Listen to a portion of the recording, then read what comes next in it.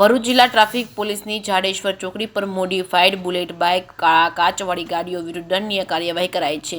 બુલેટના silencer modified કરી nuisance ફેલાવનાર bullet આજના યુવાનો ખૂબ ફેરવી રહ્યા છે, ત્યારે ભરૂચ પોલીસ એક્શનમાં આવી હતી. બુલેટના સાયલેન્સર મોડિફાઈડ કરી ન્યુસન્સ ફેલાવનાર બુલેટ ચાલકો સામે પોલીસ લાલ આંખ કરી છે. આવા વાહન ચાલકો વિરુદ્ધ પોલીસ કડક કાર્યવાહી કરી રહી છે. ભરૂચ જિલ્લા ટ્રાફિક પોલીસે જાડેશ્વર ચોકડી પર ડ્રાઈવ યોજી મોડિફાઈડ બુલેટ વિરુદ્ધ દંડનીય કાર્યવાહી હાથ ધરી. રાજમાર્ગો પર આધેધડ સ્ટાઇલથી બાઇકો દોડાવવાના કારણે રસ્તે ચાલતા બાળકો, મહિલાઓ, વૃદ્ધોને તકલીફ પડી રહી છે. તેને ધ્યાને લઈને ભરૂચ જિલ્લા પોલીસ વડા મયુર ચાવડાની સૂચનાના આધારે જિલ્લા ટ્રાફિક પોલીસના પીઆઈ મહેરિયા તેમજ તેમના સ્ટાફે જાડેશ્વર ચોકડી પર ડ્રાઈવ યોજી હતી. બુલેટ ચાલકો સામે દંડનીય કાર્યવાહી હાથ ધરી હતી.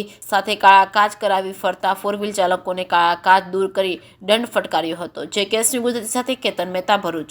ભરૂચ જિલ્લામાં વાહન ચેકિંગ દરમિયાન અને ટ્રાફિક નિયમન દરમિયાન અમને ધ્યાન પર આવેલું કે ઘણા બધા બુલેટ મોડિફાઈડ સાયલેન્સર કરીને ચલાવવામાં આવે છે, જેના કારણે અવાજનું પ્રદૂષણ પણ થાય છે અને જે આજુબાજુમાં ડ્રાઈવ કરતી વ્યક્તિઓ છે એ અને રાહદારીઓ પણ એનાથી એકદમ અવાજ થઈ જાય છે અને ખૂબ જ અકસ્માત થવાની શક્યતા રહેલી હોય છે.